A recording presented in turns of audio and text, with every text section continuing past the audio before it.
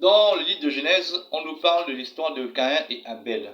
Ce sont deux frères qui, n'est-ce pas, ont été classés par le Seigneur. Caïn a été désapprouvé, Abel a été approuvé. Et Caïn était cultivateur, donc il était sur place. Il était sédentaire. Retenez ce mot, sédentaire. Abel était nomade, c'est-à-dire qu'il bougeait. Il n'habitait pas quelque part en tant que tel. Disons qu'il était, la pensée de Abel, c'est d'aller là où il y a l'herbe. Ce n'est pas qu'il devait rester sur place. C'était un nomade. Il y a les peuples sédentaires, il y a les peuples nomades. Abel était un nomade. Et Abel allait là où la nature le conduisait. Mais Caïn ne bougeait pas. Quelles que soient les conditions, ne bougeait pas. Cette histoire de Caïn et Abel, c'est une préfiguration, une annonce d'une situation qu'on peut voir aujourd'hui. Spirituellement, Caïn a laissé des enfants et Abel aussi a laissé des enfants. Les enfants de Caïn, c'est qui? Ce sont des gens qui sont sédentaires, c'est-à-dire que, alors que le Seigneur veut les amener ailleurs, les pousser ailleurs, ils ne bougent pas. Mais les enfants d'Abel, c'est quoi? Eux, quand le Seigneur leur ouvre les yeux sur un point, ils ne restent pas sur place. Non, ils s'en vont. C'est clair. Ils n'appartiennent pas à une église. Il n'est pas la brebis de quelqu'un. Il est la brebis du Seigneur. Et là où ils se rendent compte que la parole n'est plus au centre, ils se retirent. Aujourd'hui, on voit beaucoup de débordements. Hein. On voit beaucoup d'égarements, des enseignements étranges, des enseignements bizarres, des enseignements qui n'ont aucun fondement biblique. Mais pourtant, les gens sont là pleins. Ils viennent chaque dimanche acclamer, etc. Ça veut dire quoi? Ça veut dire qu'en fait, ce n'est pas la vérité qu'ils cherchent. Ce n'est pas le Seigneur qui cherche. Parce que le Seigneur et la vérité, c'est la même chose. Le Seigneur et la vérité, c'est la même chose. Si quelqu'un est dans une assemblée où on dit des choses qui ne sont pas bibliques, on fait des choses qui ne sont pas bibliques, mais il reste quand même là, c'est que ce n'est pas le Seigneur qui cherche. C'est vraiment un descendant de Caïn. Mais par contre, un enfant d'Abel, descendant d'Abel, qu'est-ce qui va se passer? S'il découvre qu'il y a une doctrine qui est enseignée chez lui et qui n'est pas normale, eh bien, il cherchera à partir. Pas automatiquement. Ça peut prendre un temps. Mais il ne sera pas d'accord du fait qu'on enseigne quelque chose qui n'est pas biblique. Par exemple, dans la Bible, le Seigneur, le Messie lui-même dit que, mais vous, il parle des disciples, ne vous faites pas appeler maître, docteur, pasteur, etc. Qu'est-ce qu'il est en train de dire là? Il est en train de dire qu'en fait, il ne veut pas que ceux qui croient en lui portent des titres. Oui, le Seigneur est contre les titres. Il est contre les titres. N'est-ce pas? Dans la Bible, montrez-moi une seule personne qui s'est présentée aux autres en disant « Je suis le prophète Ésaïe.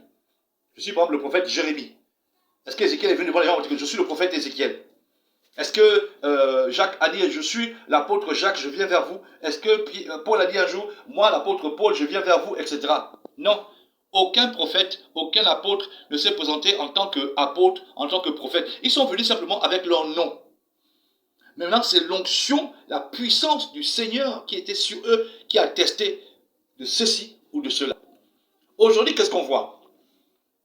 Tu es dans une salle, un monsieur entre, voici l'apôtre tel qui est en train d'arriver. Donc déjà, tu es influencé, c'est l'apôtre, c'est pas n'importe qui. Voici le prophète tel qui est arrivé. Tu es déjà influencé, tu es déjà sous influence déjà. Ce n'est pas biblique. Le Seigneur est contre ça. Mais pourtant, dans les églises, ça se fait. Et les gens vont quand même là-bas. Il y a une désobéissance à la parole du Seigneur. Claire.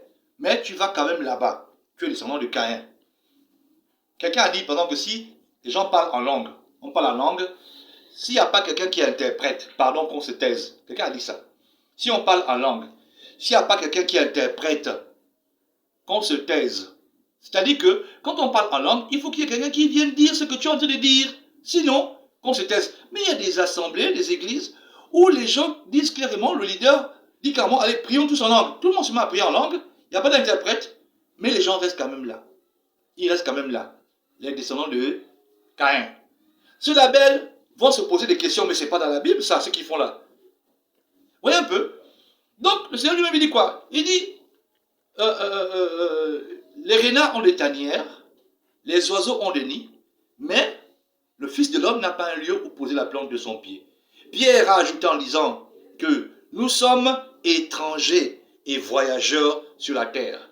Donc, le Seigneur, ses disciples, les prophètes, qui étaient en majorité des bergers comme Abel, eh bien, ils sont plus, n'est-ce pas,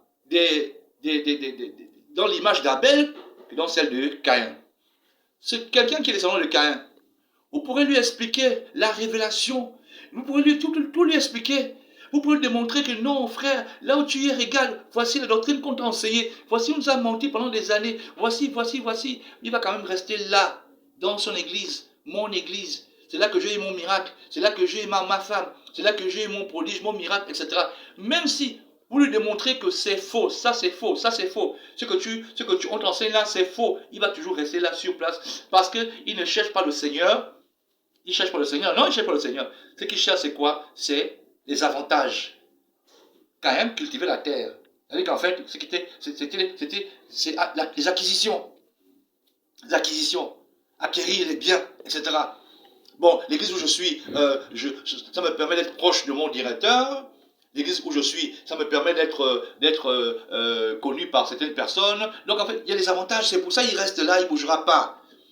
Comme on avait dit à Satan, hein, dans Genèse, tu marcheras sur ton ventre. Voilà. Le Seigneur a dit à Satan, tu marcheras sur ton ventre. Et Caïn était comme ça. C'était des intérêts. Donc, il ne bouge pas. Le Seigneur peut aller à gauche, il laissera le Seigneur aller à gauche. Le Seigneur peut aller à droite, il laissera le Seigneur aller à droite. Lui, s'il peut manger, il mangera. Il ne bougera pas. Parce qu'il marche sur son ventre, sur ses intérêts. Mais Abel, lui, non. Lui, il aime tellement le Seigneur qu'il le suivra. Partout, comme dit le cantique, partout où tu me conduiras, je te suivrai. Je faisais une émission il y a 1 an de cela, 2 ans, une émission à la radio, où il y a des gens qui écoutaient l'émission et qui venaient en disant que non, mais vraiment ce que tu as dit est vrai, je suis d'accord avec toi, vraiment c'est vrai, les femmes ne doivent pas enseigner, chez moi là-bas, les femmes enseignent, je ne comprends pas, etc. Et puis, il reste toujours là, dans la même église. Comment ça va? Oui, bon, j'irai au culte demain, après on se voit. Il est quand même dans la même église, malgré qu'il dit que ce que je dis est vrai, que les femmes ne doivent pas enseigner, il est quand même dans la même église. À propos des femmes, je n'ai pas dit qu'elle ne peut pas enseigner en tant que telle, hein, mais elle peut pas enseigner dans l'assemblée. Voilà, ok. Une femme peut enseigner sur YouTube, une femme peut enseigner sur la radio, à la télévision, mais pas dans l'assemblée. Je précise. C'est ce que la Bible précise. À l'époque même des synagogues, un modèle du culte que le Seigneur a approuvé, parce que le Seigneur lui-même, il allait dans les synagogues. Donc, c'est un modèle du culte que le Seigneur a approuvé. À l'époque des synagogues, les femmes ne prenaient pas la parole. Donc, les femmes ne prennent pas la parole dans les assemblées des saints. Mais, à la télévision, sur YouTube, elles peuvent. Ok. Donc, voilà comment quelqu'un voit dans son assemblée les femmes qui se mettent à enseigner, elles se lèvent pour enseigner. Il trouve ça anormal, mais néanmoins, il reste là. Pourquoi? Parce qu'il est descendant de Caïn. Donc, descendant de la belle, s'il vous plaît. Je parle au descendant de la belle. Quand quelque chose n'est pas normal, ce n'est pas que tu es rebelle ou quoi que ce soit. Sors. Sors. Dans les temps dans lesquels nous sommes, dans Ézéchiel, le Seigneur dit ceci. Il dit, moi-même, je conduirai mon troupeau. Moi-même, je conduirai mon peuple. Lui-même te conduira. Lui-même me conduit depuis là. Je suis donc une assemblée. L'assemblée, c'est moi et ma famille, ma maison, et des frères qui viennent me trouver. Voilà. Donc, vraiment, choisissez. Si vous êtes descendant de Caïn, eh bien, restez là où vous êtes, quelle que soit la révélation, quelle que soit la vérité, restez là où vous êtes, ne bougez pas. Mais si vous êtes un enfant d'Abel, le Seigneur agira à travers vous. Soyez bénis.